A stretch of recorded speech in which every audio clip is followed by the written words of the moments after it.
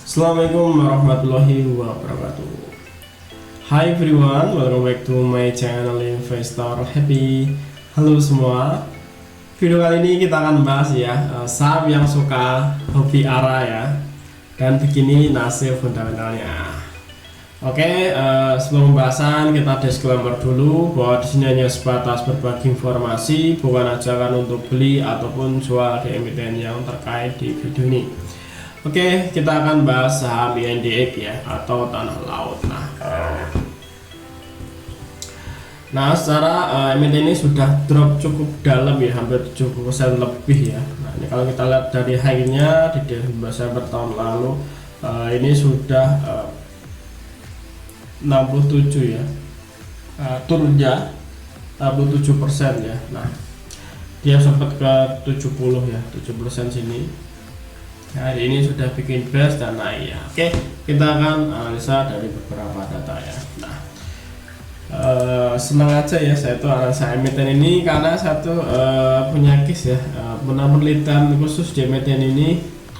Yang pasti ini bukan untuk investasi jangka panjang ya, bukan, karena ini secara fundamental nggak bagus guys ya. Jadi untuk lucu-lucuan aja ya, sama untuk mainan gitu ya, untuk harian, untuk uji nyali, untuk olahraga jantung ya, di sini bisa dijadikan ladangnya ya. Nah, kita secara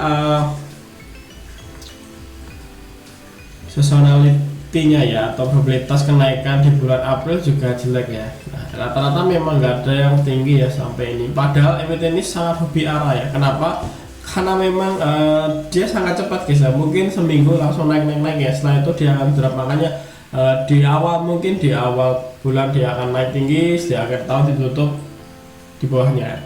Jadi sebenarnya emiten kayak gini tuh bisa dimanfaatin ya. Caranya kita nyari range ya, atau demian dari ketika dia drop itu range-nya di mana. Nah, indikator ketika dia masuk seperti apa, nanti bisa dipelajari dari emiten ini ya. Nanti temen silakan lihat ini, setelah itu bisa diterapin di cash emiten lainnya ya. Mungkin juga mirip-mirip kayak gini ya. Kenapa? Karena mungkin market maker di area ini juga ngerjain di saham lainnya. Nanti kita bisa manfaatin dengan ilmu yang sudah kita terapin ya, atau sudah kita teliti. Nah, ini secara teknologi juga nggak begitu membantu ya, karena ini emiten bukan untuk swing. Jadi untuk jangka singkat ya, bukan pendek lagi tapi singkat. Nah, ini produknya di bidang perusahaan Indonesia, di bidang usaha yang fokuskan produknya apa ini? Ini kayak shipping sepertinya, shipping, karena ini pelabuhan untuk boat dan kontrak ya. Oh, ternyata dia pengoperasian terminal dan pelabuhan di Lemperan sebagai operator yang tunjuk ya. Nah, operator pelabuhan ya. Dengan shareholdernya ini ya, Motorek SHD Berhad ya. Ini BHD biasanya ini perusahaan, Berhad berarti Malaysia ya. Terus Haidai Investment mungkin Malaysia ini. Dan masyarakat 9%. Ini kalau kita lihat sini sudah mulai turun ya. Sudah mulai turun. Kenapa? Karena harga sahamnya juga drop cukup dalam ya. Nanti kita lihat ya, ini pernah ke 300 November ya. Nanti kita cocokin di chartnya. Ya benar ya, November ambiar, setelah itu dia naik ya. Dia naik, setelah itu akan ada plus ya. Nah, artinya nanti teman bisa aja pantai ya, ketika sudah mulai turun agak banyak, biasanya dia akan sideways ya. Itu akan naik ya. Nah, ini Februari baru kecil ya, masih 65. Nanti kita lihat di Maret ya. Maret seperti apa. Ini kan sudah tanggal 1 April ya, tinggal tunggu update-nya aja ya. Semoga turun lebih banyak ya, nanti bisa untuk pantau ya. Nah, oke, kita akan lihat secara fundamental. Kenapa ya, kita sangat tunjukkan bahwa ini tidak cocok untuk invest panjang ya. Nah, oke, kita lihat secara fundamental. Secara fundamental ini emiten ini kecil ya, segi asetnya kecil, cuma ini ya 65 miliar ya. Kalau kita bandingkan yang lainnya ini sangat kecil guys ya. Nah, coba bandingkan emiten yang sejenis mungkin ya, mungkin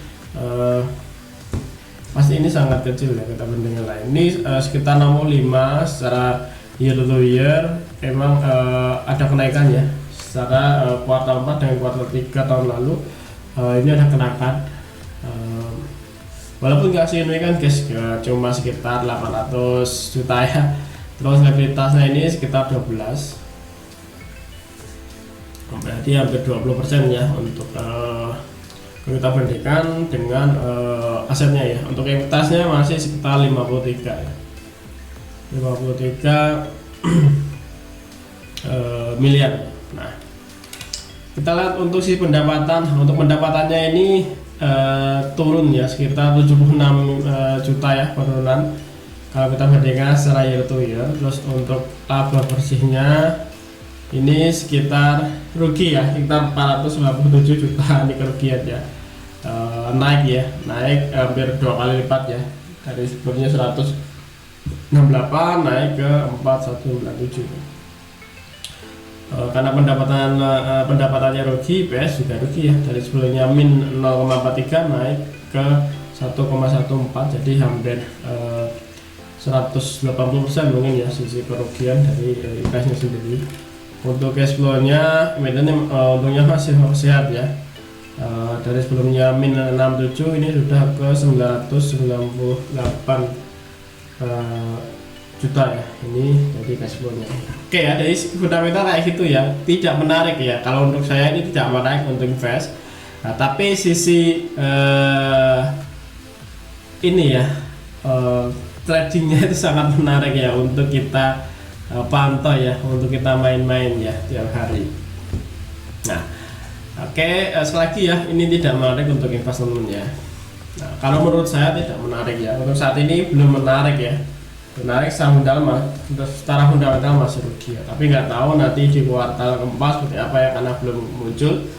Apakah masih ruginya akan tambah, apakah berkurang ya, kita lihat aja. Nah, kita akan kembali ke pokoknya, ke chartnya. Nah, emiten ini agak unik ya menurut saya. Dia setelah setelah naik tinggi ambiar ya, artinya setelah naik tinggi itu ambiar, indikatornya ketika dia sudah naik di atas 100%, di emiten ini memang segera mungkin pasang trailing stop ya. Kenapa?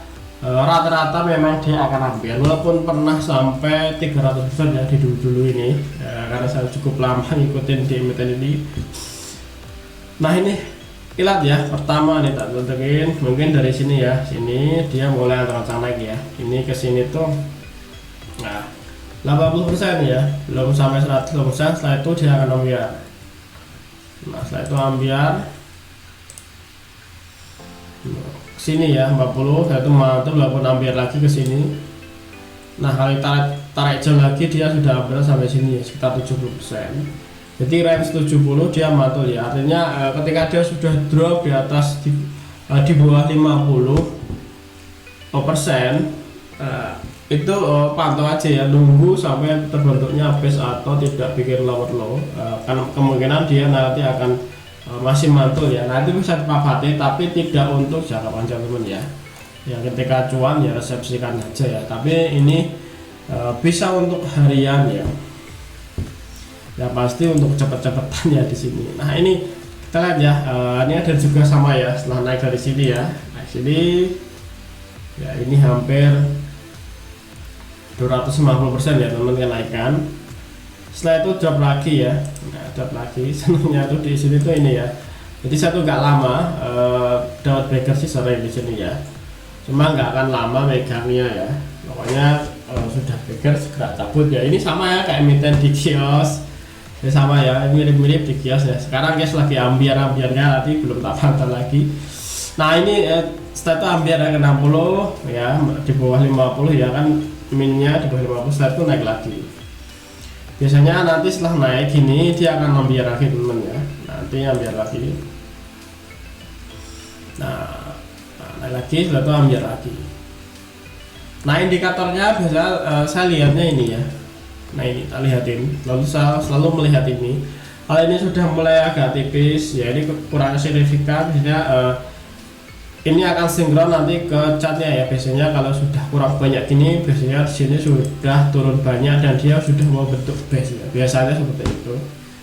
Nah ini kemungkinan nanti di Maret juga sudah kurang banyak ya kemungkinan.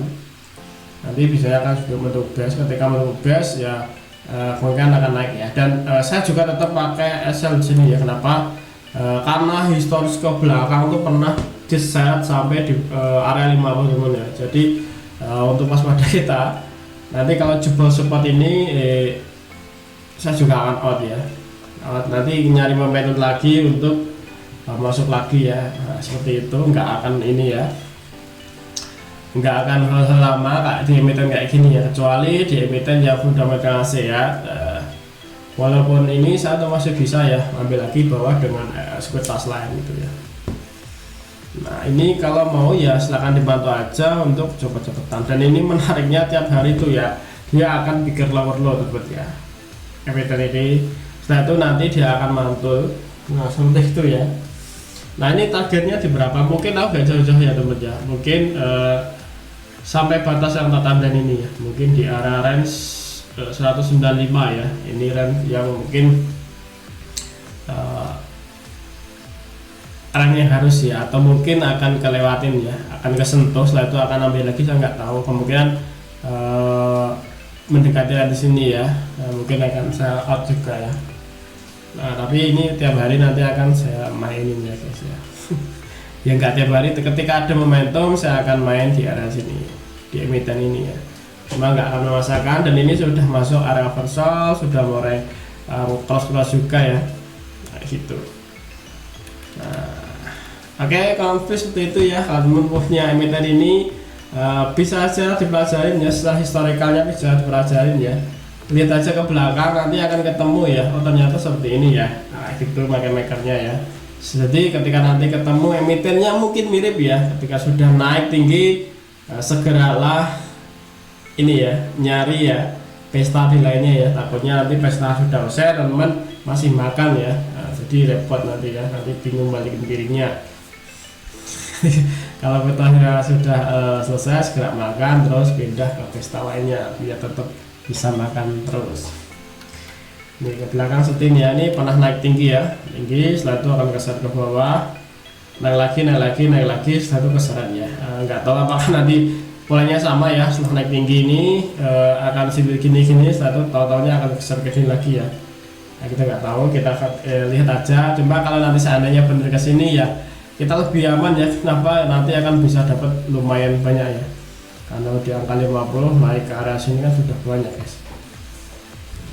Nah oke, kurang lebih seperti itu ya untuk berbagi informasinya di saat pendek ya. Kalau teman ada pertanyaan ataupun request ya, emiten mana yang mau dibahas, silahkan aja ditulis di kolom komentar. Nanti kalau bisa saya bikin untuk video tutorialnya. Oke. Terima kasih semua yang sudah nonton video ini. Sampai ketemu di video berikutnya. Happy cuan and happy investor. Bye bye.